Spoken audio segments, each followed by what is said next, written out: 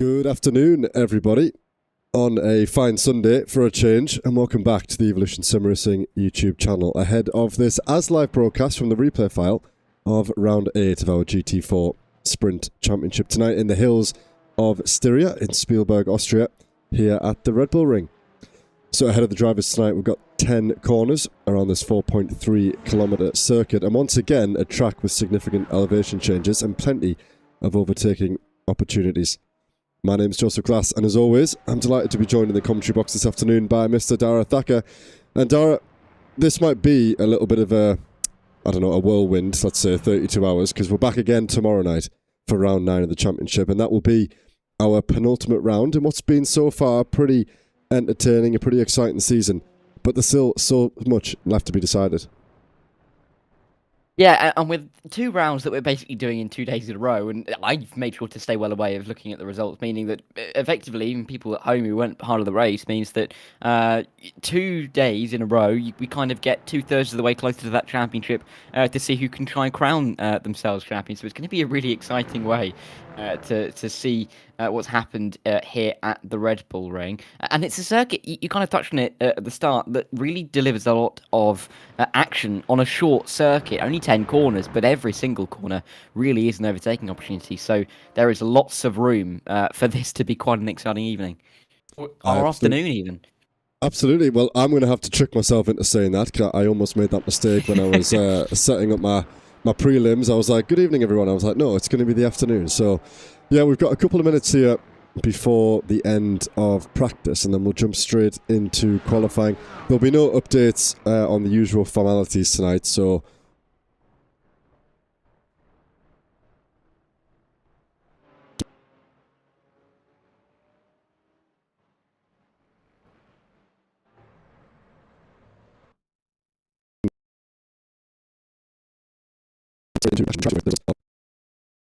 And I think we're just about to jump over into the qualifying session, and we'll see who's the first man to get themselves out on track. We've still got, bearing in mind, lots and lots going on, particularly in the elite class. So let's see how William Humphrey and Justin Rame get on in their qualifying laps, and who's going to lead going into this third from last round. Also, don't forget, with the reverse grids, top 10 reversed in race 2, top 15 reversed in race 3. It's not going to be the easiest of rides for either of them, but coming into this race, with only 12 points to split them, Justin Rame leading William Humphrey, who took his drop round last time out at Portimao, which still sits at 63. The only issue with that is that you've got 150 points up for grabs tonight with the 3 20-minute races. You've got 150, or this afternoon, I'm really going to keep doing that, 150 points up for grabs tomorrow at Sebring, and then only 100 up at Zolder, but you cannot drop the points at Zolder. So unless he has an absolute mare here tonight, he's going to be getting, having to get more than 63 points, and you'd say that Justin Rame's going to be getting more than that as well. So definitely pressure for both of the drivers, but what did Alan Shearer say? Pressure's made for tyres. I guess that's more apt in this scenario. So we'll have to see how Justin and William can do, because it's going to really come down to the wire, I think. Well, I'm a big fan of that reference, so yeah, I smiled through that one. And that is exactly what he said. And you're totally right, much more apt for this kind of environment. So we've got Jeremy Chioka heading round the circuit now. He's going to be the first man to head through turn 9, one of the highest speed corners on the track, before a quick little run down the hill for the final braking zone at turn 10. Let's ride on board with Jeremy and see how he handles this first lap. You want to use all of that exit curb on the left-hand side at turn 10 before crossing the line, cutting the beam and starting your lap. I'm assuming these guys are going to use all the curb on the entry, 100-metre board, down through the gears, into second for Chioka in this instance. Again, avoiding that sausage curb, and that's the first one for Jeremy. A slight mistake. If you get yourself up on that sausage curb, it's very easy to unsettle the car, and it will completely destroy that run up the hill into turn 3. And let's see if Humphrey can do slightly better as he crosses the line now. And let's see what he can be doing in terms of a lap. Well, actually, we won't necessarily know exactly what he's done on the lap time, just to try and avoid us seeing exactly the qualifying results. But important to get good launches through the first corner. Of course, such a long run up towards turn number 3. Of course, There are technically 10 corners on this circuit, but you can almost forget 3 of them. This is turn 2, the slightest of kinks as you rise up the hill, up the side of the Styrian Valley, to get into turn 3. Tricky to really get the car turned in there, but if you can get the rear end out smartly, you're going to find yourself with a much better exit and a good run down towards turn number 4, which is a difficult braking zone. By virtue of it being downhill, you're a little bit of rotation in the car, you're turning left ever so slightly just before the entry, and you're trying to make sure you get it turned in. If you drift too far wide, you're going to find yourself in this gravel, and then there's really not much saving you, because you come through turn 5 here, which you're still turning right ever so slightly before 6 and 7, the 2 fast left-handers, but it really is a really fast circuit. There's no room for error, because if you make a small mistake, there's nowhere else you can really gain it up. At this point, you're already 2/3 of the way through the lap. Yeah, plenty of gravel as well to scoop you up and slow you down as well. The wall's not so bad around here. Plenty of runoff, but also that gravel really doesn't do you any favours in keeping the momentum if you go off the circuit. So Will flying at the moment, heading through turn 9. Let's see, up into 5th gear, into 3rd, mounting the inside curb and running wide. You can run very, very wide there. That's valid for Will, and then chop it over that inside curb at the apex of 10, running wide again. And let's see, as Will crosses the line again. I don't want to show the timing tower because I believe in the replay file it just summarises the entire session, but I can tell you that that is a 1:36.8, which is provisionally at the top of the standings. Ryan Ottens, he set the provisional fastest lap time, which has just been beaten by that lap by William Humphrey, and he is now making his way down toward turn 4 in the McLaren. The Alpha 1 esports driver doing well toward the top of the elite standings, but not in the running for the championship at the moment. It'll be interesting to see which of these cars does best around here. Obviously the Porsche has been the most dominant, but Will has definitely done well to keep up with Justin, because Justin's in the Porsche, isn't he? So Will's done well to keep up with him in the Mercedes. Looking elsewhere, we've got Mike Murphy currently at the top of the Premier Class standings. He is in P4 overall as things stand, and Luke Lucchese now just coming around toward the end of his lap. Hasn't set a valid lap time. He has now, and it's a 1:37.2. Good enough for P5, now P6 overall, and P5 in class. Let's see if Ryan Ottens can improve as he rounds the final corner. To the line as well. Let's see. It's going to be a tricky one to do so. Let's try and keep an eye on what the time could be on the bottom of the screen. Pickle doing a 39.2 at May, 37.6. Steve Rubino 39 flat. Ryan Ottens will be continuing on though, as all of the times come through. Everybody pretty much crosses the line at the same time, which keeps it nice and fresh. Here's William Humphrey to the line. That's going to be quickest. 36.648 goes purple and goes about a 1/10.5 faster than the previous best time. So good lap time for him, as we look at Robin Aston coming to the line as well. Yeah, good lap time there. Improvement by Will. Currently just over 2/10 clear of Ryan Ottens behind, and Justin Rame here. Let's ride on with him. He's also now heading down toward turn 4. He is yet to set he set a valid lap time. It was a 1:44.7, so a mistake in that lap cost him the best part of 6 seconds off the, or more actually, and 8 seconds off the guys toward the front. And I don't actually have the class standings on my timing sheet to the left, so I can't quite break things down at the moment, but we'll keep riding on with Justin as he crosses the line. Gareth Newton comes across and he sets his personal best at 38.6. That's only good enough for P25 at the moment. We've got 35 drivers in the session. Yannis Aubert, Ashley Brooks and Henry Coulin still in the pit lane. Charlie Stothard has just come out the pits. He's making his way around for his outlap. Just over 5 minutes to go then. Here's the Elite Championship protagonist, or at least one of them. He's about to round the final corner. Is it going to be enough to dislodge William Humphrey off the front row of the grid? Will he join him on the front row of the grid? And it does. He does actually take provisional pole position by 0.2 of a second. It's a 1:36.4 for Justin, a 1:36.6 for Humphrey. Yeah, let's see what Humphrey can do. He's just about to reach the line as well. Here he comes. It's not going to be anywhere near, actually. And he's done a disappearing trick. Yes. Of managing to disappear behind the... not sure how that's happened there, but impressive all the same.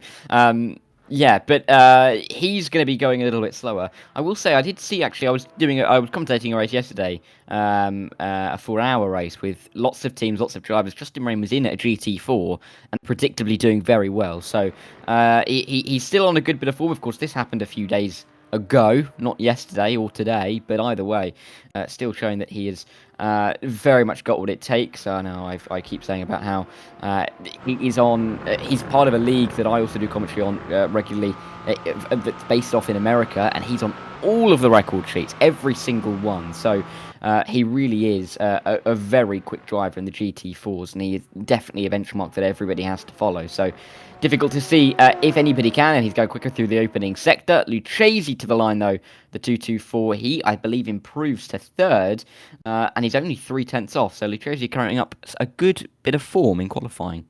Yeah, correct. Up into third, indeed. That was a 1:36.7, so 10th, exactly a 10th behind William Humphrey. Justin Rames about to cross the line for his final lap. As you said, he improves in the first and the third sector, improves his lap time to a 36.2. Nearly, well, best part of 4/10 ahead of William Humphrey. Ben Chalcraft crosses the line, but he is already finished. We got Dennis Curler, who might be doing a practice start. The only other man on track is this man, Charlie Stothard. All of the drivers now completing their lap times. So let's bring up the tower just to summarise that. We have Justin Wren, William Humphrey, Luke Lucchesi, the top three in the elite standings. Mike Murphy held on to that lead, the early lead, ahead of Stephen Donnelly and Martin Kenyon, 3/10 and just a few 100ths of a second ahead of Kenyon. And it's James Howarth, Matthew Noel and Francois Brandet there, 2 1,000ths of a second separating the front row of the Evo standings. And the current championship leader, Francois, down there, well, not down there, but not on the front row. He's in third. And a reminder there that Ashley is serving that quali ban that he picked up, so he will be starting from the back of the grid. Then we've got Yannis Aubert, of course, doing his usual approach of starting at the back and seeing what he can do, picking off the bones of those drivers at the back of the grid. And then I believe Henry Cooler may also have had a penalty to serve, but that's just me thinking off the top of my memory there. And we've seen drivers starting near the back, not necessarily had a choice, but Bas Sliestra back at Road Atlanta started at the back, I believe, with the qualifying ban, or just the fact that he couldn't really get anything done in qualifying. He started at the back. He ended up coming through to finish P2 in class by the end of the third race. So there's definitely chances starting towards the back of the field with the reverse grids that we have. You almost need to get a little bit lucky off the race start with a couple of drivers maybe needing to almost part the or just leave the road, give a nice bit of gap to yourself and find yourself up 6-7 positions. We'll have to see if anybody can work that one out. But interesting to see the mix of drivers, and interesting really that we're not seeing as much of a mix as we've seen over the last few weeks actually, because at Hockenheim I remember there being a real bunch up of the drivers, Premier, Evo, Elite as well. Everybody kind of mixed around together. Yeah, looking there, we've obviously got most numbers coming out of the elite class, so good to see the quickest guys in the series showing up, and it's a good night, if you want to look at it in the positive way, for the Evo guys. As we've had once or twice before this season, a bad result, you can still just cross the line and bring home points. Good enough in P9 at the moment, so those guys, even if you make a mistake, it's still not over. You're still in the chance of many points. This will be the final lap. We've got 55 seconds left on the clock. And of course, good afternoon to everybody who is joining us in chat. Some of the drivers who are usually, well, the drivers that we see in front of us, the drivers that are usually racing while we are live, are with us in the chat. The likes of Rob, Will, Chaz and James Howarth are also with us, and he's correcting your pronunciation there, Dara, already. So yeah, you can either choose to ignore that or you can take his advice. Apparently it's Shilstra rather than Shalistra. So that's you and I both corrected. Shilstra. Yeah. Shilstra, which makes sense. No. I didn't know that it was still Shill rather than Schlee, but he probably knows. I probably commentated on Bass during GT3 in Season 6. But either way, at least it's not a Greek name that you get thrown at right before the start of a broadcast. So there's always that to there's always that we're lucky to avoid, quite frankly. Yeah, I've got a Greek one in the SFL, which I'm looking forward to busting out for the first time. But I think I've got it nailed, so we should be all good. So then, we don't have time to run through the qualifying order really. I don't think. Maybe we do, but we can see it there. And we summarised it briefly. We've got Justin Rem starting at the front row ahead of William Humphrey and Ryan Ottens. It's Mike Murphy leading the way in P6 overall, separating some of those elite drivers. And then he starts ahead of Stephen Donnelly and Martin Kenyon down there in P12 and 13. It's James Howarth who leads the way in P16 in the Evo class with Matthew Noel and Francois Brandet, with Josh Ostick in between them for company. And then looking toward the back of the field, Jimmy Vyman out of position alongside Yanis Olber and Robin Aston also down there, unable to set a lap time, it seems. And we're just waiting for a couple of other drivers to grid up. You can see someone flashing the headlights all the way down there at the back of the grid. 35 cars separating Justin from Robin, and they're all ready to go in what is quite a long run down toward the braking zone at turn 1 when they'll all get on the stoppers. And they'll get themselves underway. We have engines, we didn't have the lights, but we are underway, and it's a great start at the back there for Francois Brandet. I think that is in the middle of the pack, but Justin Rem leads ahead of William Humphrey, who's got Ottens to his outside, not quite alongside, but Rem leads Humphrey, leads Ottens through turn 1, and Chioka and Lucchese alongside one another. That's Mike Murphy in the silver DXT machine ahead of the two Spontex CDM esports cars, and Will already on the hunt here, getting after his championship rival. Yeah, but a great start for Justin Rem, exactly what he needed to have as they get up towards turn number 3, and they've got a nice margin back to Ryan Ottens as well. Chioka trying to pass Lucchese for P4, and this is the battle behind Francois Brandet, of course, championship leader in the Evo class, trying to get himself back to the front of his class. Matthew Noel and James Hayworth currently sitting just there, and Chaz Draycott coming through the frame, not too far ahead either. So, tight battles. Got to be careful of Maxim Dimitrov, though. That Iron Brew car looking pretty dangerous around the outside, but might get blocked off on his line, just in behind Matthew Noel. Too wide, though, into turn 4. We see this a lot, but for the opening lap, it seems that it's kept that the entire field really has kept themselves pretty nice and civil, and will continue on. But a great launch from the front, and we'll have to see if they can keep pulling themselves away from P3. Yeah, very close there between William and Justin as they headed through turn 7 and 8. But as you said, Derek, correct, everybody did get away okay. I'm not seeing any crash warnings on the screen, so that is probably a first of the series, actually. So everyone getting away well. Close battles up and down the grid. We've got Chaz Draycott and Matthew Noel really close to their company. Let's say Yanis Olber already up 4 positions as well. Josh Ostick, the biggest gainer off the start. He's up 5 places now, running in P13 overall. And let's jump with some of these guys towards the back, and we're going to come steaming into turn 1 right on the heels of each other. A few gaps already starting to appear, but a lot of these guys still bumper to bumper as they cross over the line for the first time. No run for William coming out of the first corner, sorry. So he will not be putting pressure on Justin just yet. But here's Francois, who's nearly gone 3 wide there. Is the Iron Brew machine of Maxim Dimitrov going to think about a move? He's been blocked in a little bit here. Comes across, does Matthew Noel, thinks about a move, and Francois tagged him around and spun him. And now he's going to have to sit there, unfortunately, and let the entire field pass him by. A little bit of contact further ahead. I'm not sure who that was for, but that's Francois up 1 position as Maxime tried to make the move. Yeah, I have to say, I think going a little bit too far deep into the corner, there was nothing really that Francois could do on the outside line there. He had to turn in somewhere and couldn't necessarily expect to have to leave 3 car widths. So it's unfortunate for both of them, but I can't really see blame being apportioned to Francois there. Difficult really for him to do anything in that scenario on the outside and being sent on into that tricky hairpin. But they will continue on through the middle sector. Good little move in the offing from Rob Pickle with his Dill entry in towards turn 6 and turn 7. But this is towards the back. We're looking now with Steve Rubino of the Evo class. Of course, Rob Pickle in the Premier class. Both of these drivers needing to get themselves a little bit higher in the orders, but if they're fighting inter-class, they're not really going to be able to get some intra-class movement. So that's really what they've got to be focusing on.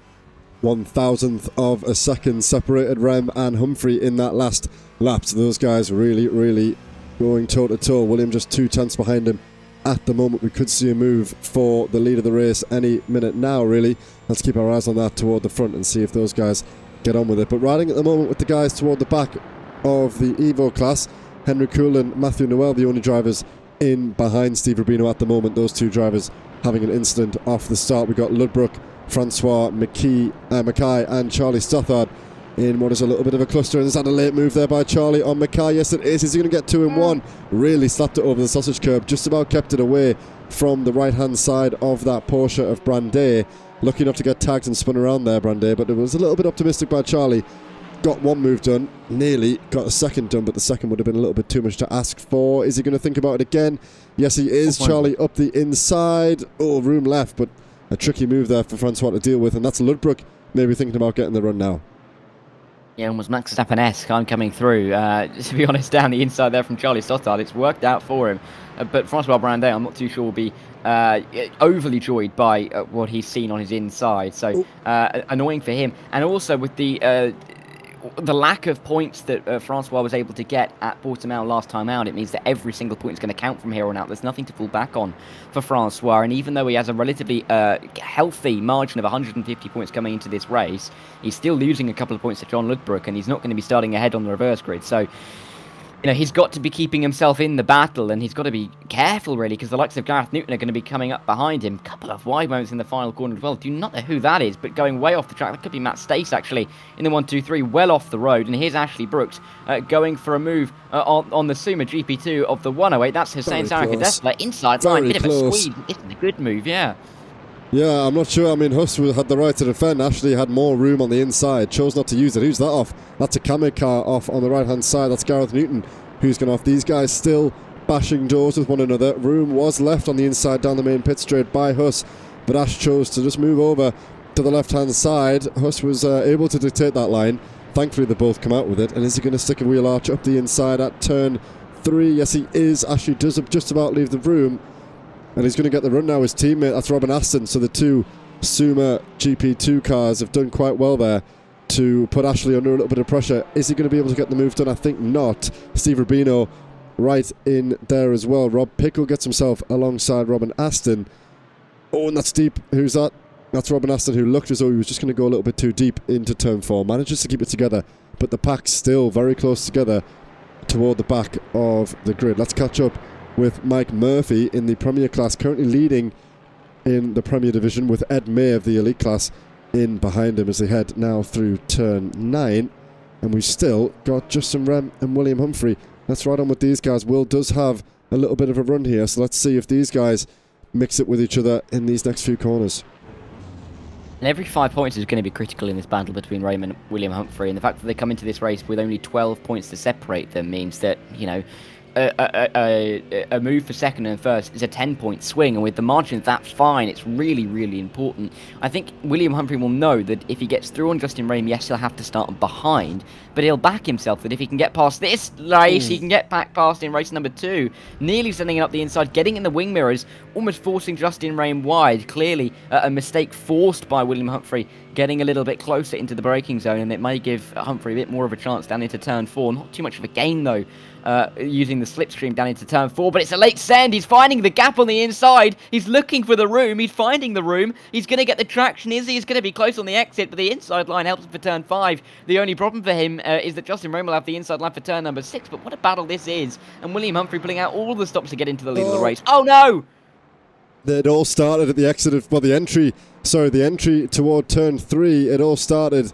We had Humphrey, who made a little bit of a move but never put himself alongside. That just offset Justin, because I think Justin would have seen him coming, kind of opened up the steering at the exit of turn 3 almost prematurely to think, well, if Will's going to come into that gap, I need to give him some space. And then that offset has run down to turn 4, invited the move, and then they were side by side, and that is some unfortunate contact which separates the two championship leaders away from one another. That is Justin now down in P13. All the while, Humphrey leads 3 seconds clear at the front. Yeah, it was difficult to really judge who was at fault in that for the angle that we had. So really tricky, but William Humphrey is going to continue up the road regardless and keep himself fully in the hunt. But I think, you know, Justin Rame will argue that he got turned into. William Humphrey would argue that he left the room and that it's a little bit of unfortunate contact, but that's because how it happens, particularly in this sim. But either way, Justin Rame now has to focus on getting himself back into that reverse top 10. He can't really afford to lose all these points to William Humphrey and start behind him. So definitely some problems for Justin Rame for the time being, but he's got a couple of cars directly in front of him. Task number 1 is to get past Josh Ostick, and on the exit, looks like he's done that pretty easily already. Yeah, that was a mega launch out of the corner for Justin, although Josh in the straight line here seems to have recovered. I thought it was going to be all said and done for Justin. I think it might be. Josh probably won't fight this one too much. Is that Francois? I think, no, it's Donnelly thinking about a move. I'm seeing people crashing out toward the back. I can't go back in a replay, so we have to do everything and try and catch as much as we can live. But that's Rob Pickle, who's down the order. Matt Stace was involved in that as well. Those two must have came together at the pinch point at turn 3, but Rob's come off the worst in that scenario. We've got Cass Brinkhausen going side by side with one of the Spontex cars. That's Ben Chalcraft and Mike Murphy getting in the way of things here, and they're going through turn 9 awfully close to one another. Yeah, getting very close into this penultimate corner. It's not necessarily a section of the racetrack where you want to be going side by side, high-speed nature, and really kind of tightening on the apex. On the exit, I should say, yes, there's a little bit of runoff on the outside, but it's not necessarily a bit of runoff that you want to be going into. You can find yourself picking up some slowdowns. You can find yourself getting into the grass, into the gravel. It's not the ideal place to be. So lucky to get themselves through. Into turn 1 they go, maybe a little bit of side-by-side up in front of Martin Kenyon, but he's going to be tracking in behind Mike Murphy, looking to make a move here. Of course, looking to try and solidify his chances of the title. He comes into this race 174 points into the lead with 300 points still left on the table. So getting a little bit further away from the likes of Stephen Donnelly and Martin Kenyon, but for the time being they're throwing everything they can at it. And Kenyon looking to try and get a bit of an up and under, but the DXT Emerald driver able to keep it exactly where it is, and Kenyon not really having a say in it for the time being. Brilliant defence by Chalcraft up ahead as well. We had the best seat in the house to watch those three drivers going wheel to wheel, and Ben just parked it in the middle of the track as they headed into turn 3. He said, well, you can either go around my outside or you can send it late up the inside, and he didn't cost himself too much on the exit. Obviously defending the inside line will really compromise yourself, especially with a run like this down toward turn 4. So good defence by Ben at the moment. However, in behind him he's only really got Cass fighting for position, and then the guys behind Murphy, the likes, and Kenyon and Bonnet out of his class. But he's also got to be aware that Justin Rem, the man on the mission, is just about to come into shot. There he is in the Porsche. So he is just one car away from his elite class rivals. There's a slow Maxim Dimitrov there. He's had a mistake in the gravel at the exit of turn 8, and that's Danny Weir getting past Dennis Curler, not quite able to make a move on that slow Dimitrov. But yeah, good battle still going on. Look at all these cars, all separated just a couple of seconds. Best part of 10 cars there within a couple of seconds of one another as we head now in the final 8 minutes. We've crossed over the halfway point. That was a wobble by Donnelly on the exit, but he's kept it together nicely. It's only 20-minute races. It really does feel like it disappears in front of us, doesn't it? With over half the race already gone in this opening round. Some phantom rain for Chaz Draycott there. Maybe he was thinking he was actually outside his house at the time rather than in the sim. But he's going to be sitting still in behind the 130 of Stephen Donnelly as they work their way out of the corner. Chaz still in P11, still picking up some decent points overall for him. Of course, sitting a little bit further down in the championship after the opening podium in the opening round back at Suzuka, but looking to get himself back inside the top 10 of the championship, and with a couple of drivers not here, looking like he's in a good place to try and do that over the course of the evening. But wouldn't mind getting an extra couple of places ahead of these guys in front, and it's kind of the clump of Premier drivers who are fighting over what realistically could be P2 in the championship in just next week, actually. They've got 4 McLarens ahead of Chaz at the moment, so as we've said, the Porsche has been the car to be in. Let's see how he gets on in the straight line, particularly here. Donnelly going off earlier, kicking up some dust, just putting Chaz off just slightly. And let's see if the same thing happens as they head through turn 1. Awfully getting bunched up now, and Chaz is bound to get the run out of one of these corners. Eventually, we've got Maxime very close. I'm keeping an eye on this timing tower more than I normally do, just to try and catch any incidents. Here's Curler. He's up the inside of Danny Weir. That's down there in interclass for, well, P4 currently for Weir. Francois is in the pit lane, actually. So what's happened to Francois? Is he going to stop, or is it a drive-through? Has he got damage? Let's take a look. Yeah, it's a drive-through. Was it, this would have been his ESR drive-through. So that's Francois serving his penalties, and he's back out onto the racing surface now. Rob Mackay going side by side with Andrew Fellows. This is for Well, it's for P2022 on the road. I've lost my time and tower classes, so it's not quite as simple as what I'm used to looking at. But that's Mackay and Fellows out of class, battling away. And we've got still this battle ahead with Ben Chalcraft leading the way ahead of Justin Rem, who's the next car in behind him. The two Spontex cars doing well there. And Chaz needs to get a move on.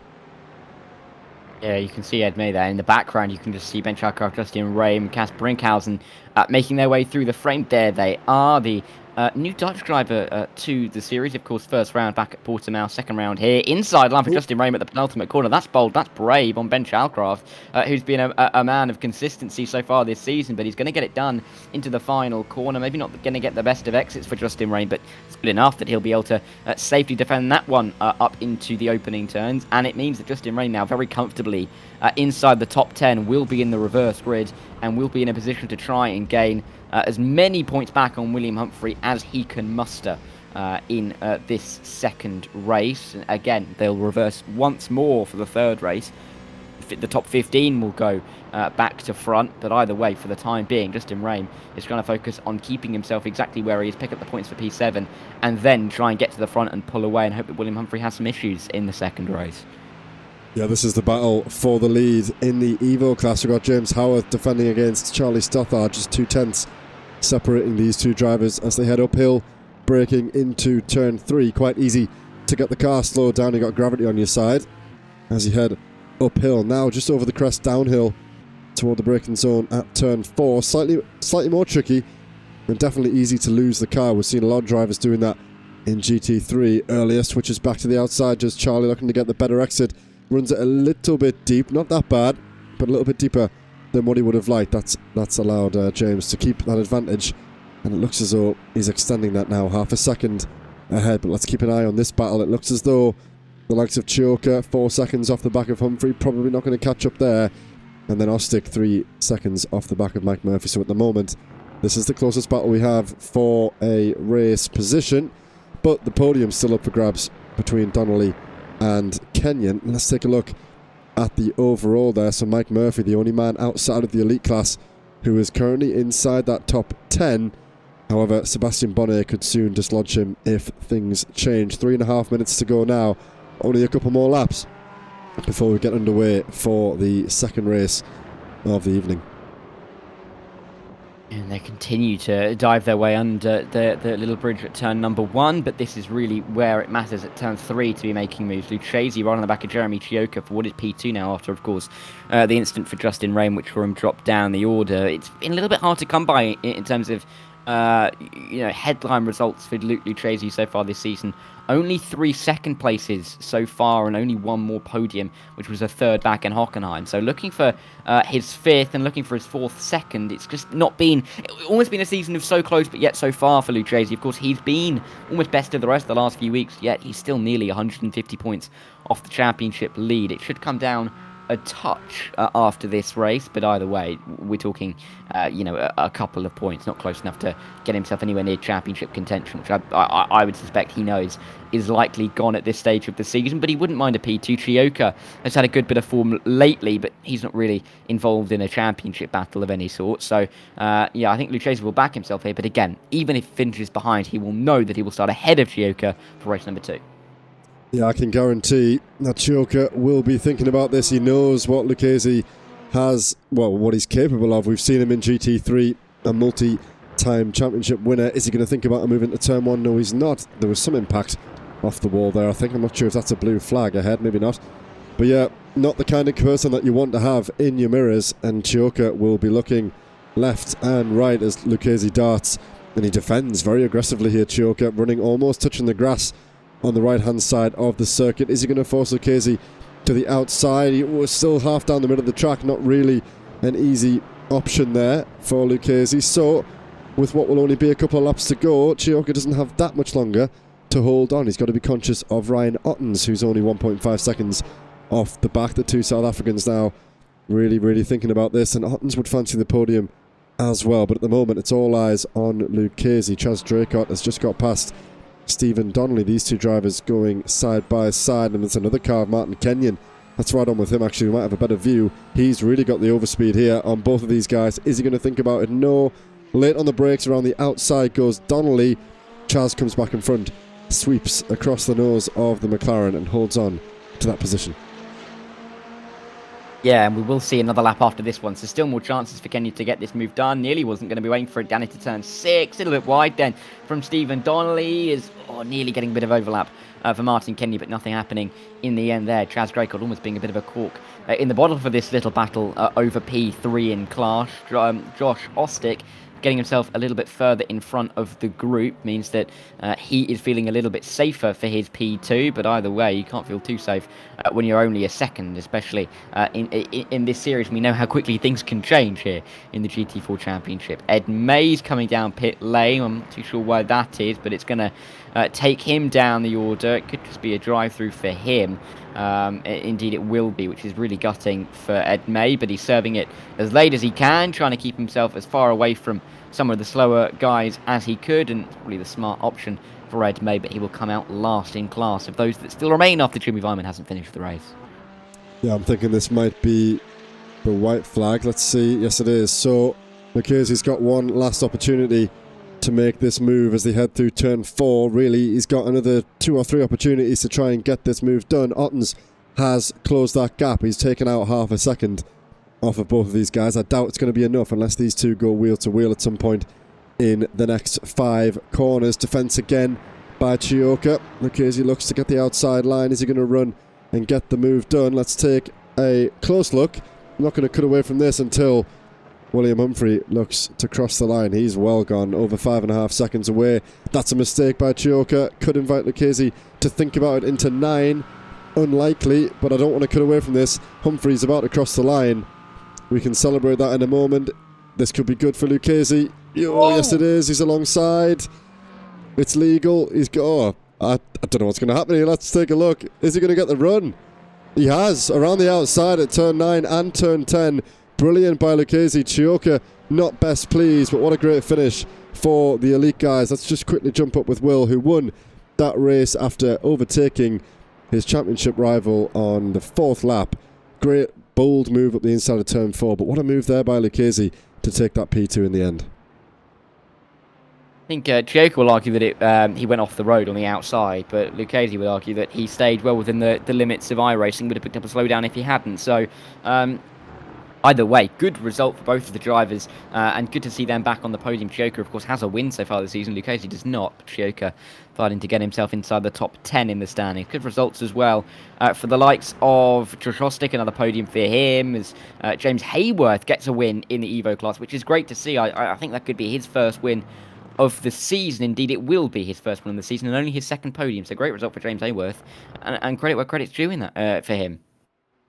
Absolutely. Well, we'll get on with this because there's no warm-up in these 3 triple headers. So let's do a quick recap of the standings ahead of the 2nd race tonight. So William Humphrey, as we saw, crossed the line first, 6.3 seconds clear of Luke Lucchese. So that's William Humphrey on the top step of the podium for Dennett Racing. Luke Lucchese in dramatic fashion there, taking Jeremy Chioka to round off the podium. Ryan Ottens came within half a second in the end, but he settles for P4. Justin Rem, damage limitation, finishing in P5. He'll start toward the front of the grid, of course, ahead of his championship rival in the reverse grid. Thomas Sabor and Ben Chalcraft in P7 ahead of Cas Brinkhausen and Sebastian Bonnet in P9. Chaz Draycott rounds off the top 10 ahead of Yannis Aubert, and Ed May and Jimmy Vyman will not classify. And now, just don't want to miss the start, but let's cycle on through and do what we can before we get underway here. It was a good race for Mike Murphy, Josh Ostick at the front, Donnelly, Kenyon, Dimitrov in behind, and then we've got Mackay, Coolin, Stace, Narcadesta, Pickle, Aston, and Curler in the Premier class. I think we can just about bring up the Evo results just to say that we've got them done. Let's see what happens here. It's always very tight. So James Howarth won in the end. I think we're about to have the lights. Charlie Stothard, good job for Andrew Fellows on the podium. And I think we're about to get underway. So I'm going to bring this away and we can watch as Sebastian Bonnet, I think that is, leads us off the line. It's a mega launch there by the Aston Martin of Thomas Saborin, who's maybe going to put himself up the inside and into the top 3. Mike Murphy thinking about a move on the inside, just about room afforded there by Sebastian Bonnet, who went around the outside. Everyone again, are they going to make it through turn 1? We've got 2x2x2 between the top 6 at the front, and I think everyone did get through turn 1 again. Okay, the pink Mercedes there just running over the grass, but it's Bonnet leading Chalcraft, who's thinking about a move around the outside. Is Ben going to take the lead? No, the traction there by the McLaren very good, and that's definitely some contact as they all make their way through turn 3. And that's someone round. That's Aston round at the back. Robin Aston and Dennis Curler. But Bonnet leads ahead of this 4, but I'm sure it's all going to change because Justin Rem is right back in the picture. Yeah, Rem looking to try and find his way through, pick his way through up to P3 now, looking to get into P2 as well through turn number 5. Let's see, I think he's just going to do it behind Sebastian Bonnet. Indeed, he will. Ben Chalcraft not really with an answer down the inside, but Rem going very, very wide, trying to avoid what happened on race number 1. And in fact, Chalcraft will come back through as they make their way through turn 6. Back through the field, though, the likes of Steve Rubino trying to make moves with Gareth Newton. Here's Rame fighting with Cass Brinkhausen now, who's in P2, now struggling to keep himself on the podium. Lucchesi coming through as well. Humphrey, though, still down in P8. We've got Aston and Vyman who are in the pit lane, and then it was Curler who was involved in the incident as well. Stephen Donnelly also down there in the pit lane. So a handful of drivers with issues toward the start. Rob Pickles just taking Danny Weir toward the back of the Evo standings. And we ride on with Justin Rame, who's doing well at the moment to hang on to that top 3. The pack, you can see William Humphrey just there toward the back of this pack with Chaz Draycott for company. Will pretty much pushing Josh through the corner there, and the entry to turn 1. And we've got 2 of these guys. Who's that? Is that Howarth? Yes, Howarth and Stathard going side by side. These 2 who ended the first round right on top of one another, continue into the second, and Charlie will be thinking about a move. Oh, kind of saw that coming, and a double dunch there in the rear of that BMW. And I swear, was that somebody at the runoff there at turn 3 all the way toward the fence? I'm not too sure. Ashley Brooks has had an off. He is round as well. Dennis Curler passes him, and here's Jeremy Choker, the last to head through. Ed May and Chaz Ed May and William Humphrey, sorry, as they head through turn 4, putting him under all sorts of pressure in a Spontex sandwich at the moment as well. Yeah, going through, and Will trying to do his best to pick his way through the order, but so difficult for the time being. Dropping down to P9 as well, it's just not been the best of starts, especially with Justin Rame back up into P2. Coming into this race, after the opening round, it was, a reversal of the championship order. With the amount of points that was gained by William Humphrey, he went from 12 points down to 5 points ahead. So coming into this race, he is the championship leader. But as it stands, of course, with Justin Rame in second and down in ninth, it would then swap over once again going into the final race of the evening. So you've really got to be careful with canning chickens before they hatch in this series, and William Humphrey is keeping himself nice and close. Justin Rame, though, inside line for the lead of the race, fastest lap on the last lap. He's got to the inside, he's controlled the apex, and can he control the rest of the race? 16.5 minutes still to go. He's going to be looking to try and pull away and pick up all 50 points. He can't afford to not. Yeah, he's been forced to defend the inside. Sebastian Bonnet still got a good run. Ben Chalcraft in the mix as well. Justin on the stoppers. Will he get it slowed down? Yes, he does. The 2 in behind keep it clean as well. Lucchesi might fancy his chances here, but he's been snuffed out there as Chalcraft comes across to the right-hand side to block that line. Otten's right next to Cass Brinkhausen as well in behind, and Mike Murphy thinking about a move. He doesn't want to be too optimistic here with the elite drivers ahead. He's just got to hold what he can at the moment. It's Lucchesi and Otten's side by side all the while. Justin Rem will extend that lead toward the front. Maxim Dimitrov, he's plummeting down the order, but he's actually rejoined, so he must have just had a little off at the exit of 4. Kept it going at the moment. It's just Aston and Vyman who are out of the race, and everyone else keeping going strong at the front. Something tells me, though, Bonnet's not going to have the pace to keep up with Justin, so it depends how the likes of Ottens and Lucchesi get on. If they can get past Bonnet and Chalcraft, maybe they can set after Rame, but if not, it could be too much for any of these guys to overcome now that Justin's got himself ahead so quickly off the start. 15 minutes to go. It's still a long way for these guys to still have to keep making these moves, and we are by no means nearing the final stages of this race yet. Of course, remember, top 15 reversed in this one rather than the top 10 that there was in the last race, so an added element in that regard for drivers that have to or going to be looking to get themselves into that reverse grid order. Ostek there losing the position overall to William Humphrey, but William Humphrey, of course, not in the class. He won't be losing any points, will Josh Ostek, but 15, you're really starting to bring in the likes. Oh, it was Rob Mackay. Has Rob Mackay gone around? He's dropping down the order. He mentioned something at the start of the race. Oh, and he's carrying a cone. I think that'll be what he was talking about. That's what not wanting to miss. Because he's carrying a cone down towards turn 3. Well, I'm going to stick on with this. Oh, there it goes. I was going to say, how long has Pua cone? Jesus, taking that for a ride, hasn't he? Well, that's Mackay. He's off and he's round down in P31 overall, down 11 places from the start of his race. And we've got a little battle here between Fellows and Dimitrov Ludbruk in there as well. Still plenty of duels and plenty of jousts going on up and down the grid. As we said, 6 minutes have passed now, but these guys still going. And look at that, who's that darting to the inside line? That's John Ludbruk, who fancied a move there. Really put some confusion on the drivers there. Fellows really caught off guard, but he's managed to defend that line, and he's the Evo Championship leader as things stand. Francois Brandet looking on. He's got the run now on Ludbruk. That king to the left really hasn't done John any favours. It's kind of upset him, upset his run through these sequence of corners, and that's Francois up the inside at 9, and he'll probably hang on to that position. Currently P1 and P2 in the Evo standings, going wheel to wheel. Oh, and it's a contact there. Ludbruk just checked up at the apex of 10, and that's Francois now with a bit of a gap. Ludbruk alongside Steve Rubino, and he's been passed by Steve Rubino, so not the best sequence of corners there for Mr. Ludbruk. I mean, dropping a little bit further down the order than I think he would have wanted. Yeah, this is Lucchese, Ottens and Chalcroft down in towards turn number 3. Ottens on the inside, Lucchese on the outside, Chalcroft just trying to pick his way through in the middle. Lucchese, though, great loop around the outside line. Looks like he's got a good enough exit to try and now go after Sebastian Bonnet, but William Humphrey's making a move past Ben Chalcroft as well, and all of that, gaining positions, critical positions for him to try and get as close as he can to Justin Rame in terms of the points. And remember, he will start ahead unless Justin Rame has a mare. He will start ahead of his championship rival, William Humphrey, in race number 3. So this is good news so far for the Dennett Racing driver, and he's right up behind P2 as well. So this is going well for the time being. Still more than half of this race left to go, and William Humphrey looking to try and find himself into P2. We can even see Justin Rame not too far ahead. There he is, just a little bit of a speck in the distance for the time being. But if he keeps up this kind of pace, it'll be going.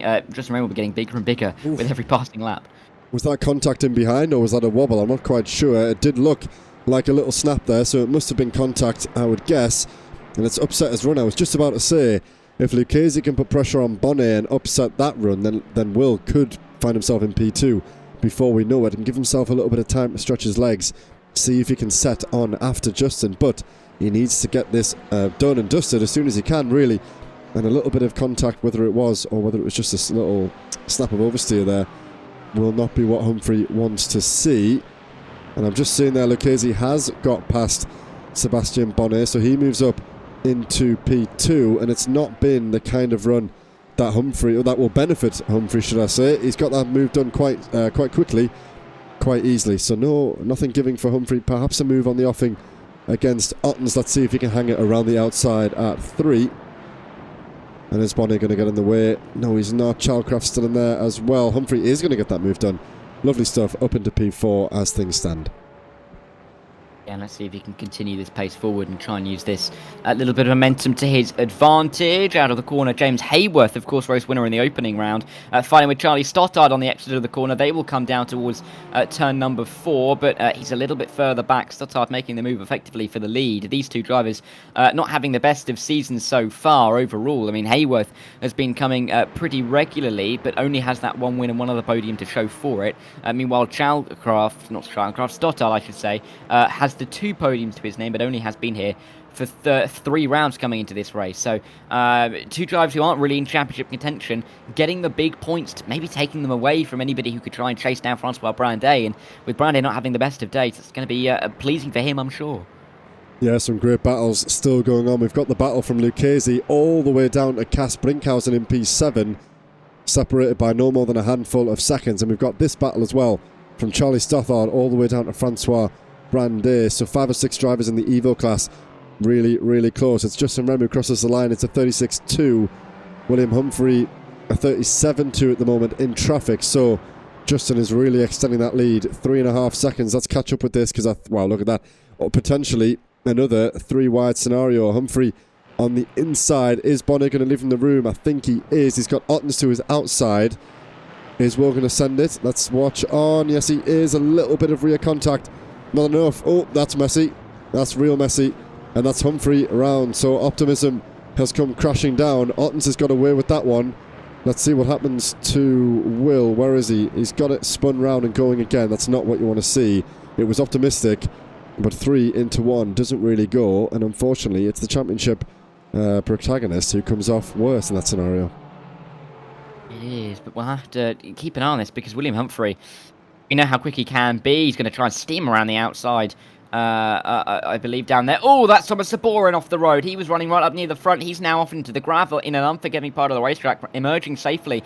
But he's down the order, as is Ed May tumbling down the order. What is happening in the elite class? 3 drivers who are running quite comfortably towards the front now finding themselves spinning out, giving a better chance to the likes of Yannis Albert, who's now up into B8.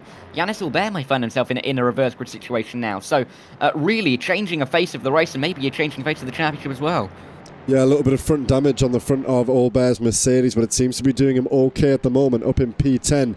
Overall, 21 places gain in this race, which is an incredible turnaround in just 12 or 11 and a half minutes. But yeah, as we saw there, a handful of drivers off. Humphrey and Saborin, who were right up there in the top 5, now battling down outside the top 10. Really a battle on for Humphrey to try and get a move done. He's got Ed May in front of him, who we're just seeing leave the picture now, and then ahead of him he has to catch up with Yannis Olber, who's quite a way up the road. So difficult for Humphrey if he wants to get inside that top 10. Battle still going on in the Evo class, however. We ride on with James Hayworth at the moment, who's got Charlie Stothard just ahead, half a second up the road, still well within his sights, and that Aston Martin just about got it slowed down there. Matthew Noel, that is, who just about got the stoppers on before going into the back of James Howarth. And then the next cluster, his fellows Brandy, Ludbrook and Donnelly, who's side by side as they head down toward turn 4. Let's see how these guys get on as they enter what is a tricky downhill braking zone. John leaves lots and lots of room around the outside, looks to sweep through the right-hander. He's going to have the inside line ahead of Donnelly, just half a car length behind. He does move up the inside, but Donnelly now, it's his turn to go around the outside, and this move continues. John just about backs out there, and that could open the door for Steve Rubino, but no, those guys now nicely in single file. Ryan Ottens, oh, look at that, Ryan Ottens and Ben Chalcraft really putting each other under pressure, and that's Chalcraft just slightly off the road, keeps it in a straight line though, and that's going to be him. Oh, is that a slowdown maybe for Ottens? No, just maybe a good run out of the final corner. Continue onwards with only a few minutes and laps left to go. It's worth noting in the Evo class how realistically the top 3 in the championship, Brandy, Ludbrook and Fellows, are 4th, 5th and 6th at the moment. So it's a bit of a conundrum because the top 3 aren't really in the championship battle. They're taking home the big points. If you're trying to catch Francois Brandet, you need to be picking up those headline results. If you're scrapping away for P5, P6, you're not going to be getting a big enough points advantage to really make it work for you over the rest of the season, of which there isn't too much to go. Hayworth being dived by Charlie Stothard again, who likes a bit of a send, doesn't he? It's being effective for him so far, and the number 8 back into the lead of the race as the BMW will have to sit in behind. In fact, James Hayworth, the only BMW driver in the field today, and we generally have quite a nice mix of drivers, but we've only got the 1 BMW and we've only got the 2 Aston Martins. So for Saborin, Noel and for James Hayworth, they're a little bit on the outside in terms of the car choice. Yeah, great battle. As we said, the Evo top 3 all on screen now, and we just saw Charlie Stothard getting himself past James Hayworth into the entry at 3. Matthew Noel sitting pretty in behind though. He's just watching on as these guys battle ahead. He might wait to pick up his opportunity. If these guys go wheel to wheel, offset one another, that could be Matthew's opportunity to make that move, and it could be at the exit of turn 10. Let's see, has Hayworth got the pace to get that move done? No, Charlie thinks about it now. Could this be opportunity for Noel to make a move? He's going to think about getting a good exit. Let's watch on. The run down toward turn 1 will be crucial here for the Evo drivers. Howarth still in behind Stothard, who's going to come over to the right-hand side to defend, forcing Howarth back onto the outside line. Side by side as they head into the braking zone at turn 1. Still side by side, and this could be the chance now for North. Got the run. Yes, it is. Here we go. It's what we thought might happen. Let's get a better angle of this. Hayworth in front, and that's 2 positions lost for Stothard. He's got Thomas Sabor, the elite driver, looking around his outside as they head up the hill in toward turn 3 now. And the key consideration for all these drivers is to try to get themselves into the top 15. Stothard, okay, that's a little bit too much of a send this time around.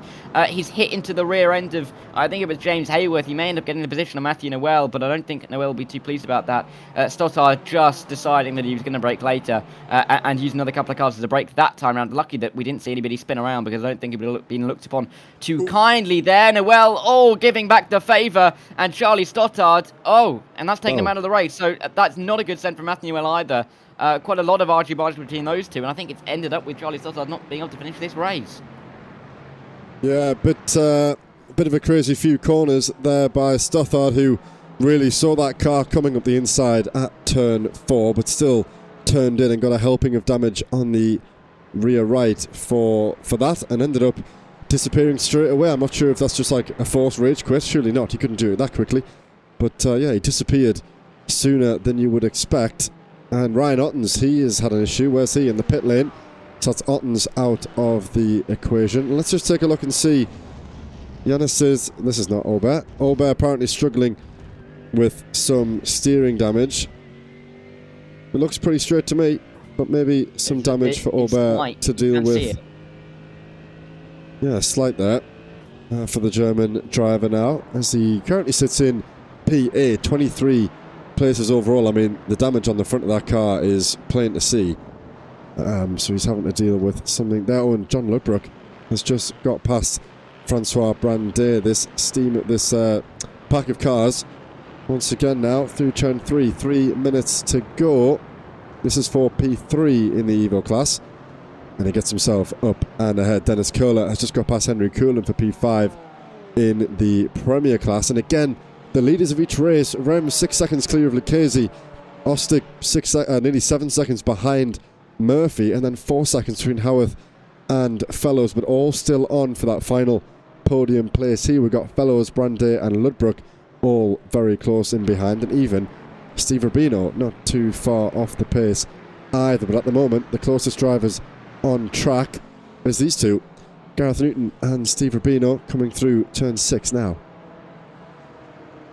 John Breitenbach making a good point in the chat, actually, that could have been a DSQ for Charlie Stothard, which would make quite a bit of sense, actually, because based upon the incident points that are likely to have been accrued. We've seen a lot of little bits of contact with Charlie Stothard, so yeah, that's almost certainly what happened for him to disappear off the circuit so quickly. So unfortunate for him, but that'll be him out of the race and not picking up any points, and going to have to start from the back of the field. Question here, though, with 2 laps to go, is who is on the crossover for P15, P16, because it could be quite an interesting mix of drivers, and it is going to be the battle between Stephen Donnelly and Andrew Fellows. So Chioka having to do a little bit more work in the last 2 laps if he wants to get himself in that reverse grid, but for the time being, Stephen Donnelly doing a good job. For Andrew Fellows, getting another place could be critical, because otherwise James Hayworth will find himself miles up the order in comparison. Yeah, let's keep an eye on this and see if Fellows can get himself in there. The gap at the moment still quite big for him to try and overcome, but one mistake could change all of that. Still lots going on toward the front. Mike Murphy in a great position toward the front of the field, currently in P4 on the road. Let's catch up with the Mercedes driver. He's heading through turn 7 now, and he's got Ben Chalcraft for company, and Cas Brinkhausen ahead. It's Justin Rem leading Lucchese, leading Brinkhausen, what could be his first podium off the top of my head. I'm not quite sure about that one, but I don't think Cas has been here long enough to have really made a mark on the podium so far. Chaz Draycott thinking about a move here around the outside, maybe of 9, stays in behind Sebastian Bonnet for the time being. Let's ride on board with Chaz as he crosses the line for what will possibly be the final time or the penultimate time. Let's see. Didn't see the white flag on that occasion. Let's keep an eye on this and see if Chaz gets a run up the hill toward turn 3. good enough exit, it seems, from Chaz Draycott up into P6, looking for a top 5, a position that he's not been in since Hockenheim, and that's the only time he's been in the top 5 since the podium back at Suzuka, so wouldn't mind a third in the season. Up towards turn number 3, though, difficult to make a move from that far back, and not going to be able to do it this time round, but it really struggled to find where the chances are going to be finding themselves for Chaz Draycott for the remainder of this race, of which there is not too much longer to go. Let's see, turn 4 could be a key overtaking opportunity, but Bonnet looks like he's defending the inside well enough that Draycott not really going to have any answer, looking for an outside line, but maybe going to get an up and under. In fact, will get a bit of an up and under if he can get the exit. Sadly, though, Bonnet with a little bit too much speed, and Chaz having to sit behind just for the time being once more. Yeah, not too much more happening. Still keeping an eye on that top 15. It still sits with Stephen Donnelly at the moment, who's... Oh, Thomas Saborin's off, and that will promote Andrew Fellows into that top 15 as things stand, and he has Jeremy Chioka for company. So this is a battle for the final position, but Justin Rame is just about to cross the line. We catch him for him to win the second heat here tonight, well ahead of Luke Lucchese, who we'll ride on board with shortly. But let's see what happens here. These two jousting for the final position on the reverse 15, which will be crucial really for both of these drivers, particularly for Fellows, but he's lost out, and it looks as though that's going to be it, and Chioka going to take that position and get himself on the front row ahead of the feature race. Yes, he is. Let's go back and take a look at these guys toward the front. It was Luke Lucchese who finished in second place ahead of Casper Inkhausen, so well done to Cass on the podium ahead of Ben Chalcraft. Mike Murphy finished P4 on the road and rounded off the Premier Division, taking the top step once again, and we've got a little bit of time to go over the race results, so we can do that in our leisure as all of these guys now come across the line. Here's Ed May, Danny Weir, and then Rob Pickle, the last to cross the line as he enters through turn 9 now. I think Saborin and Huss in the Elite and the Premier class should be able to pick up their points for the positions they were in. I think even Matthew Noel as well, because they were close enough to the end. I will actually double check that on the standings because we have that liberty. But I'll be careful not to look at the race 3 results. But a good result for Cass, yeah, as you said, first podium for him in only his 4th race as well, so pretty quick to do so. Absolutely. Let's round up all of that again ahead of the final 20-minute sprint race tonight. Always seems to fly, but at least we've got some warm-up time this time, so we can fully go through the order, go through the grid ahead of our feature. So it was Justin Rem who managed to recover after an incident in the opening race alongside William Humphrey, so he finished on the top step for Grid and Go Esports once again.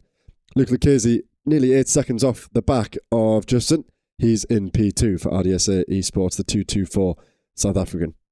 Casper Inkhausen, well done to him, the Dutchman who gets himself on the podium for the first time, closely followed by Ben Chalcraft and Sebastian Bonnet, the top 5 for Spontex, CDM Esports and Sim Republic Esport. Chaz Draycott and Yanis Olber ran off the top 7 ahead of William Humphrey and Ryan Ottens. Jeremy Chioka just got past Andrew Fellows toward the end of the race there. Didn't make a difference for the class standings. He rounds off the top 10 ahead of Ed May, who finishes ahead of Thomas Saborin, and then Jimmy Vyman once again for G League can't quite finish the race.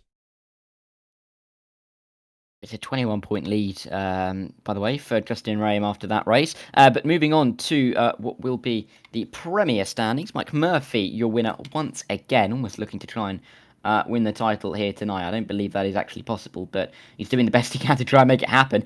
Josh Ostick, good run of podiums for him. It continues in P2 with Maxim Dimitrov finding himself on the podium, and I think that could be the first time we've seen him there. Indeed it is Maxim Dimitrov's first podium of the season for the Bulgarian. Stephen Donnelly 4th, and Dennis Kurler in 5th. Kulin and Stace having some decent races. Stace having one of his best results, in fact his best result of the season, yes, up in P7. Martin Kenyon, Rob Mackay and Rob Pickle and at the top 10. Hussein Sarakadesla and Robin Aston won't be picking up the points. They were too far back as they did not finish the race.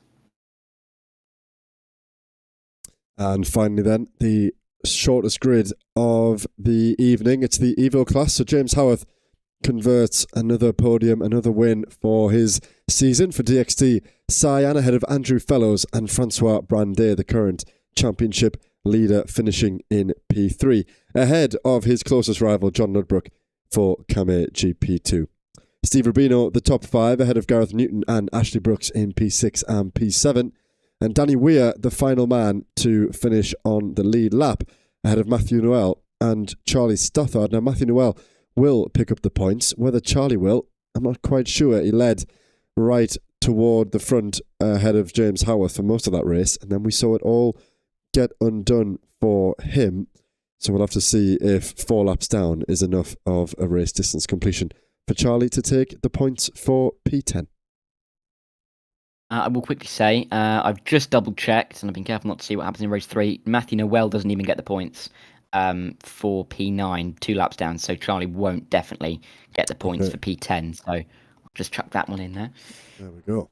So just one man out on the circuit at the moment. That's Matt Stace. And I'm going to just leave you for a moment, Dara. I need to just run away for one moment, so if you could bear with me. All right. So yeah, Matt Stace on the road. I've just been doing a little bit of updating of the standings coming in. You know, those of you who've been watching along will get used to the fact that I do love my spreadsheet. So I have been trying to keep up to date, and as I just plug in the final points-paying positions in the Evo, I can say that in Evo we have a 142-point lead for Brandet, which has closed over the last few weeks. It was bigger than that, but Brandet doing his best to try and close out a title over the next couple of weeks.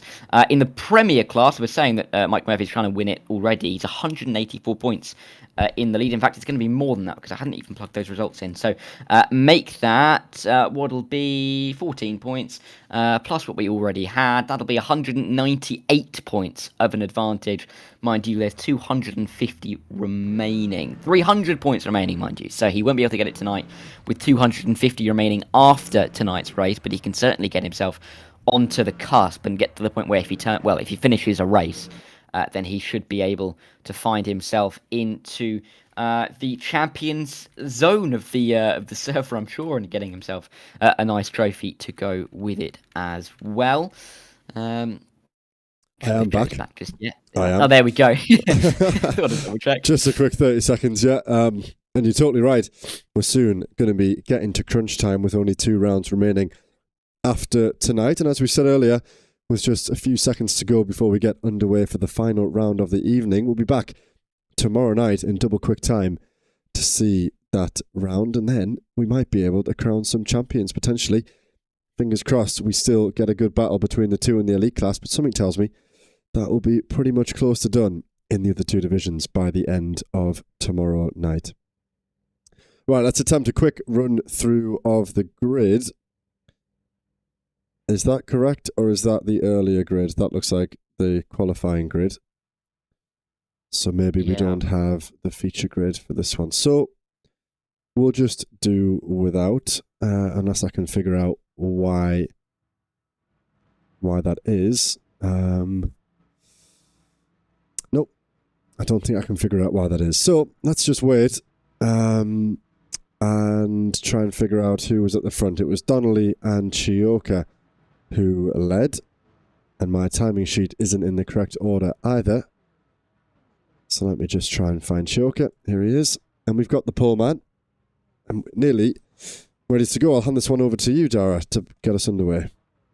Well, yeah, race 3, 20 minutes worth of a race. 15, of course, have been reversed, so this is a great place for Jeremy Chioka to try and pick up on points that he may feel that he lost in race number 1 at the final turn, and in race number 2 with a couple of moments he had. And we're going to get racing for 20 minutes for the final time at the Red Bull Ring. Good start for Chioka off the line. Bit of a melee in behind, though, as they get nearly 3 wide for P4 as they run up towards turn number 1. Chioka will sweep through into the lead, but this is, a big centre. Is that Brandet to the inside? Got to be careful. Is that Justin Rame? I think it is going around, and that could be drama in the championship for him. I think William Humphrey was nearby, but Justin Rame going around. He's at the back of the field already as they make their way out of turn number 1.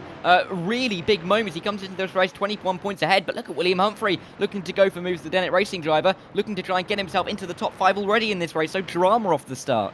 Yeah, it was huge contact for Justin. That's going to be one hell of a damage. Porsche, he's right down there toward the back of the grid in P32. William Humphrey in P5. He's lost 3 positions off the start, actually. Josh Ostick has gained quite a few. I'm not sure if that's right, actually, if that's even possible this early on, so I'm going to ignore that maths. But William Humphrey, nonetheless, in P5 at the moment, which will be nice viewing for him. Let's bring up the order as things stand. So you can see Justin Rem down there in P12 in class, P31 on the road. Francois Brandet also down in P32 overall, P9 in class. So not a good start for the championship leaders in this feature race. Even Mike Murphy down in P4 as it stands. But Chioka leads Ottens, leads Donnelly and Ostick as we head through turn 9 for the first time. There's Humphrey very close in behind the McLaren. We've got Howarth, Aubert, Draycott and Chalcraft next to come through. And Mike Murphy and Ludbrook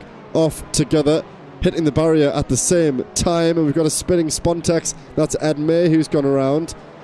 And there's more drama going on here as they all seem to be all over the place, to be honest. And that's Charlie Stothard in the middle of all of that. And it seems as though it's recovered ever so slightly. That was a bit frantic coming out the final corner.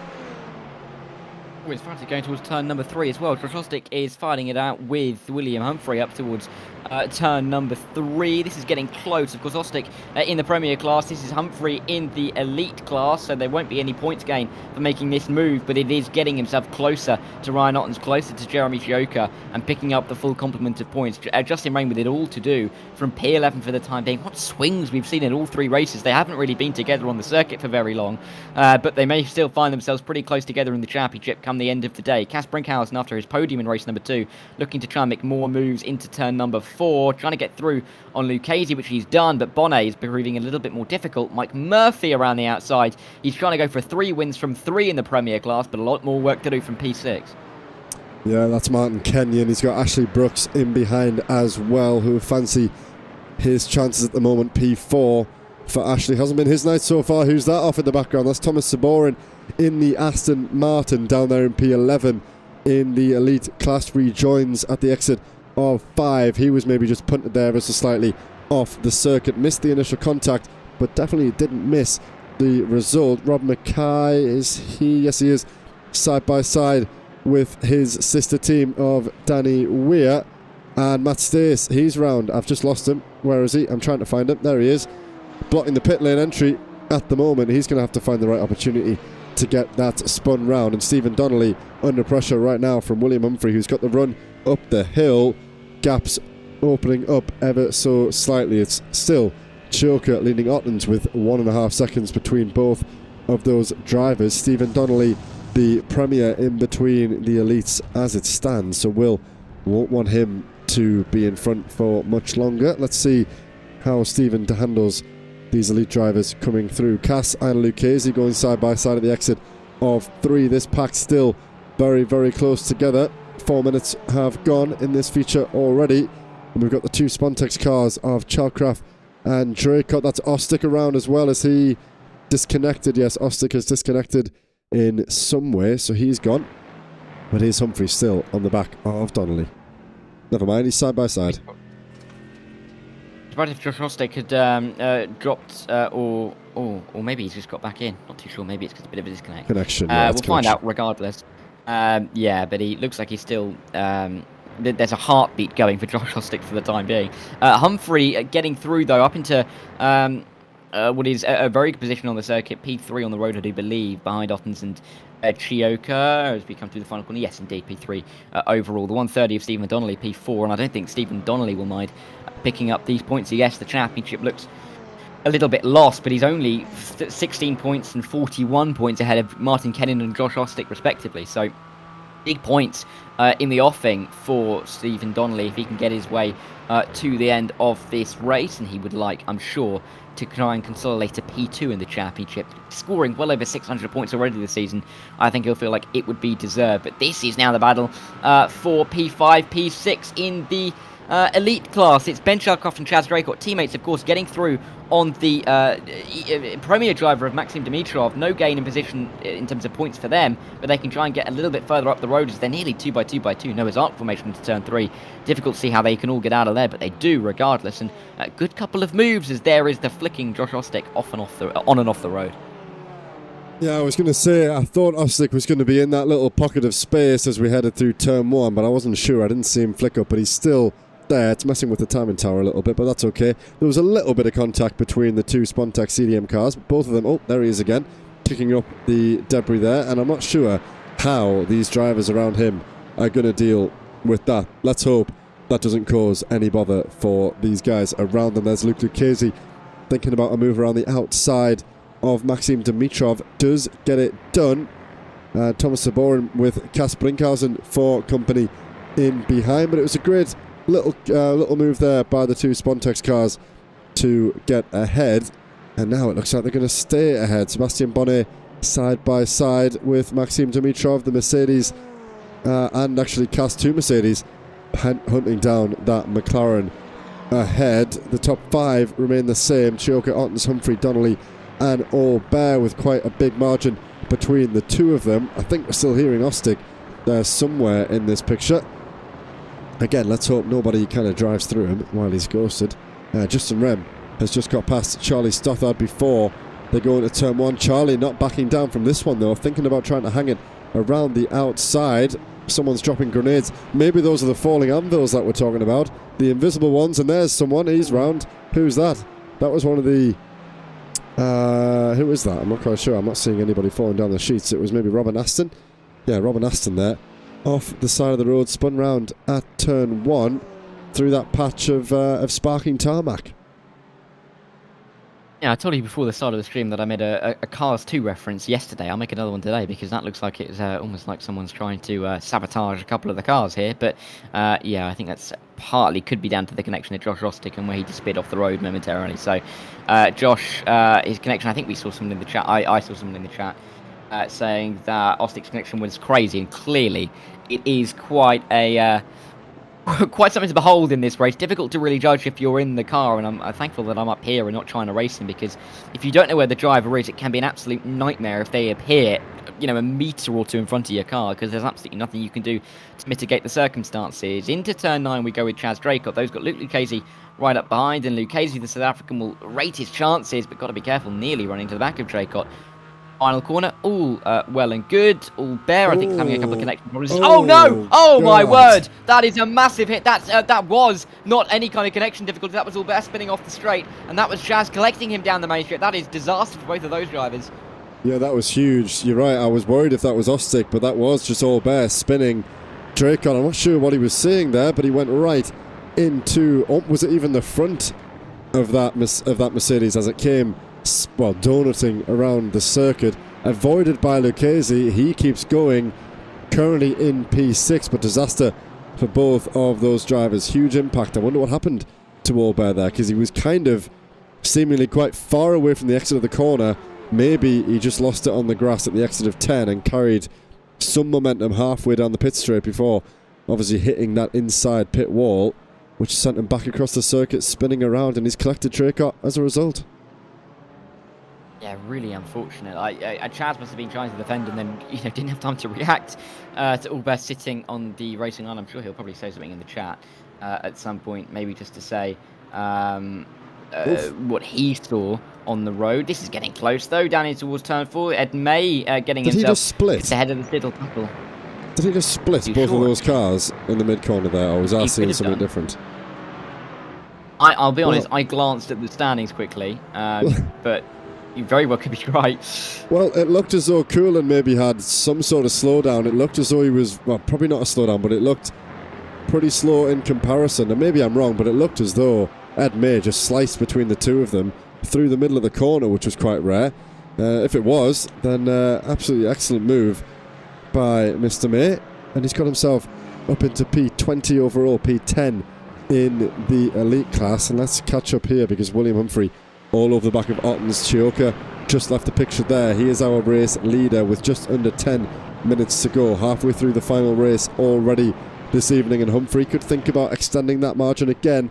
Justin Rame, now where's he? P8 in class, so Humphrey really does need this. Chalcraft has been passed by Lucchese, but he's passed him again there, side by side, as they head down toward turn 4. Let's see who comes out the better as they head through 5, but Humphrey all over the back of Ottens and Donnelly. And then Lucchese all over Chalcraft as well. And we've got John Ludbrook, who's had an issue. He's heading down the order. And aside from that, it's Cass around Bonnet and Dimitrov. And then the two guys battling at the front of the elite class. Yeah, let's see. Can Lucchese get this one done? He's been trying to get it around the outside here at turn 5 and 6. Be bold and it'd be brave to go around the outside of 7 and 8, but I think he's just about going to do it. He's keeping it on the road as well, and he will find himself up into what is 4 on the road now, behind, or ahead of Ben Jalcraft, behind Humphrey, Ottens and Chioka as they dive their way in towards turn 9. Justin Rame almost being helped a little bit by a couple of the non-finishes of Albert, Draycott and Jimmy Vyman, even though I think Jimmy Vyman has not started any of the races. He's gained a couple more spots up into P8, but still, he would not mind. Ryan Ottens doing a big defensive job, and talking of Ryan Ottens, here we go into turn number 1. William Humphrey trying to move to the inside, but Ottens just about defending it around the outside. Humphrey going to have to find somewhere else, but he's got 8 minutes to do so. Yeah, that was a big defensive job by Ottens. That's exactly what he did. And is Humphrey going to think about it? We've seen him lunging with Justin in the early race. He's going to do the same thing here. He is going to get it slowed down. They are going to leave the room. Great driving. Ottens has to run off the circuit slightly, and is that going to allow him to run? Let's just check to make sure if Will's got this move done. Ottens could think about it here. Will might have to defend. He's not going to defend. Is Ottens going to think about a move? No, he's not. That's Humphrey for the time being up into P2, and he's still got enough time under his belt here, 7.5 minutes. Really, he's got enough time to try and catch up with Chioka if he can get rid of Ottens. Obviously, if these two continue this battle, then it's going to be even more difficult. But if Humphrey can stay ahead, he could try and mount a challenge for the race lead in the final 7.5 minutes. Cass and Bonnet have just swapped positions. Let's go right on with those guys. Here's Bonnet looking around the outside, similar to Lucchese on the last lap, but not going to be done. Cass is going to keep that move, although it looks as though the McLaren has the run. Is he going to send it up into turn 9? I think he might, Let's see. No, it just backs out, and he allows the Mercedes to sweep back in front. And we also see, who's this? Andrew Fellows back here on the back of Howarth for the lead in the Evo class. Yeah, and this is a really important battle for the lead of the Evo class. Andrew Fellows looking to try and get himself back towards P2 in those standings. He's gained on John Ludbrook in both races tonight, and certainly going to be doing it again with Ludbrook in the pit lane and maybe out of the race entirely. It's a very skinny now field in Evo. We could be down to just 6 in the final 6 minutes of this race. James Hayworth has been on absolute fire though. We had the dominance of Francois Brandet over the first 5 weeks. Then the last couple of weeks we've had Robin L. Brown take 4 of the 5 wins. Now we've got James Hayworth appearing, looking to try and get 3 wins from 3 despite only picking up 1 podium to this point in the season. I mean, Hayworth may find himself leaping from, I think nearly outside the top 10 in the standings to the top 5 in just 1 round. So this could be an incredible night for the DXT Cyan driver if he can keep this up. But he's got to be careful because he's not just got Fellows to worry about, but he's also got other drivers who aren't quite in the same class around him as well. So drama still to go in this race. 26 cars will be left on the road, down from the 35 that started it, but it really has been a frantic evening's worth of racing, and it's so important when we look at the championship picture, because it has gone either way in the elite standings. It went to William Humphrey, went back to Justin Rame, going back to William Humphrey once again here. In the Premier standings, Mike Murphy is just trying to continue away, but in the Evo, it's closed up a bit, and it's getting closer for P2 as well, so it really has been a dramatic night, with only 2 rounds to go. My word, that's Humphrey! It is. I didn't see what happened to him. I just saw that he was taken, and Justin Rem is not close enough to challenge, but that's significant rear damage. I think when Will turns through turn 1 here, he's going to be missing that rear portion of the car. Yes, he is missing more than just a little bit. He's left his entire rear bumper on the start-finish straight, and that's going to be big damage for Humphrey, who looked maybe as though he's just oversteered at the exit of turn 10, maybe slapped it into the barrier backwards. This is all just an assumption. Obviously, we can't go back to see how that happened. So that is Humphrey now in P7 in class. Let's switch back to the class positions. Look at that, P7 in class, Justin P8 in class. So not what Will wanted to see at all. He's handed some significant positions back to Justin, and he's now always made contact with Maxim Dimitrov there outside of class. Obviously very difficult to keep that Mercedes in control, but Will just has to do what he can in the final 4 minutes here, not to make anything worse and not to allow Justin to close that 4-second margin. Let's hope he can keep it on the road, keep it together, but that's not good for either of our championship leaders in this race. Not at all, and they, a lot of work for them to do. I'll say that again. William Humphrey's damage looks like it could be a little bit more cosmetic than actually disadvantaging the car. He's not really losing too much pace for the time being, but hopefully he'll be able to try and come back towards the likes of Shellcraft, Bonnet and Brinkhausen in this battle for 4th. This is Josh Ostick coming into the pit lane. I don't know whether he's got a drive through to serve something like that, but it's going to promote Mike Murphy, championship leader, back up onto the podium positions. Maxim Dimitrov's having a good night. He's going under the radar a touch. P3, first podium of the season in race 2. P2 at the moment could be another best result. We'll have to wait and see. But for William Humphrey, is it a drive through? Is it an instant limit drive through? I think it will be, yeah. He hasn't come into his pit box, so that allows Justin to lead ahead of Humphrey, so it's a net gain once again for Justin tonight, extending that lead at the front of the championship, and a little bit close there by the DXT machine ahead. That's going to allow Justin to nip up the inside of Martin Kenyon, potentially even Andrew Fellows by the time we reach turn 4. Maybe not. Justin is going to be on the inside line, and he's probably going to get that move done. But yes, a drive through for Humphrey, which goes from bad to worse as his championship rival clears him and takes that position. Yeah, this is getting a little bit frantic though, down in towards turn number 4. Ostick and Curler fighting it out as they get in towards turn number 4. Of course, Stottard on the outside. Oh no, getting it all wrong as Ostick. I don't know whether that's anything to do with this connection, but he got it all wrong, completely wrong in the 153. He's going to drop behind Pickle and Coolan, and maybe it's a bit of a misjudgment. Maybe he just got a little bit scared on the brakes. Either way, he's dropping down the order, and Rob Pickle now inside the top 6 as Donnelly fighting his way through with, I believe that's Luke Lucchese for P3 overall, as Donnelly's had a great evening tonight. Yeah, he has. Still hanging on to P4. He'll be very pleased if he can hold on to that. He's got Cass Brinkhausen 1.3 seconds behind, and then Sebastian Bonnet close in behind him. Ben Chalcroft, in between those two drivers. But great result if Donnelly can cling on, first of all, obviously, to a P1 in class, but a P4 on the road. Something I'm not sure that Stephen will have done this season. So a good result if he can hang on. But that's Lucchese back on the podium once again, but a huge gap ahead to Ottens, and just a slightly smaller gap from Ottens to Chioka. So what will look like it's going to be another great result for Jeremy, actually, and the two South Africans sharing the podium if things stay as they are.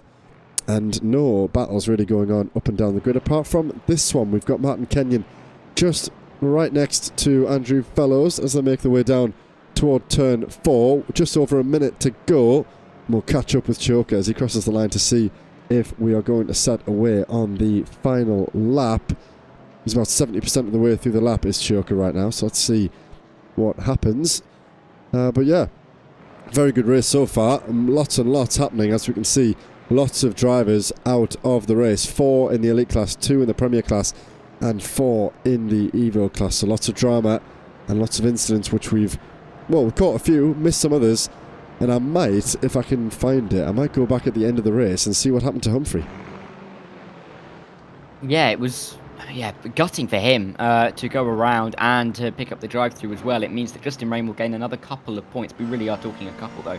I think it would mean that the championship margin would be 24 going to the final 2 races, which, again, it's wider than it was, but it could be a lot worse. So it's not been the best 2 weeks for William Humphrey, but he'll still come out of it very much in contention, helped by the fact that he was able to pick up the dropped points last week. He didn't have to take 63, he was able to take 83 to keep him that extra 20 points closer, but with 150 points up for grabs tomorrow and then 100 points which you can't drop up for grabs next week, really every point's going to count from here on out, so you can't afford to have anything else in terms of the shenanigans from both Ottens, not from Ottens I should say, from both Raymond Humphrey that we've seen tonight. So yeah, going to be an interesting one, but we're on the final lap now. Raym, I think, is going to be pleased to have seen just William Humphrey behind him, but won't have been pleased to get turned around at turn 1 and have to feel like he had to recover in that scenario.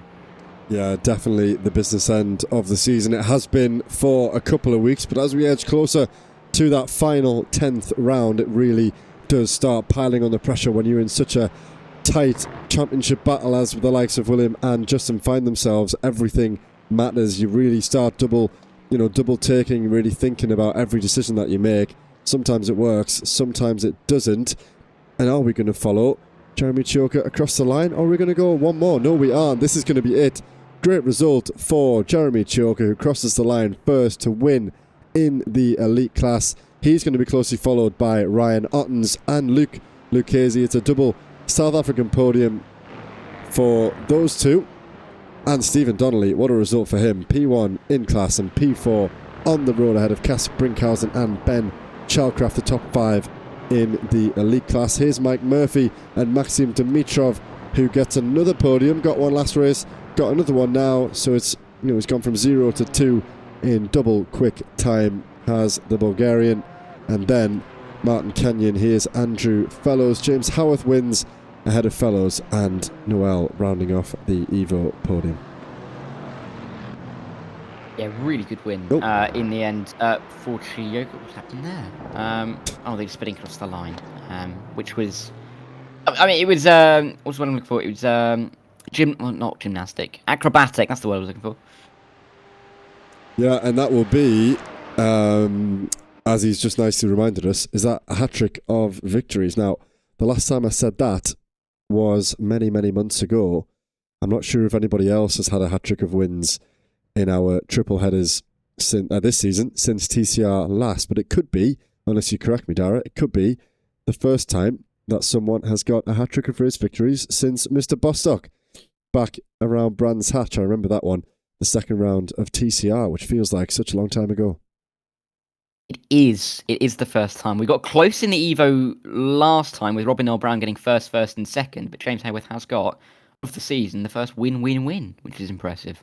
Well, good. So that now sets that record and takes it away from, well, it doesn't take it away from Mr. Bostock, but it definitely levels it off between those two drivers. I'm sure they'll be quite happy to share something like that, and it's good that we've now got another one on the list this season in the GT4s.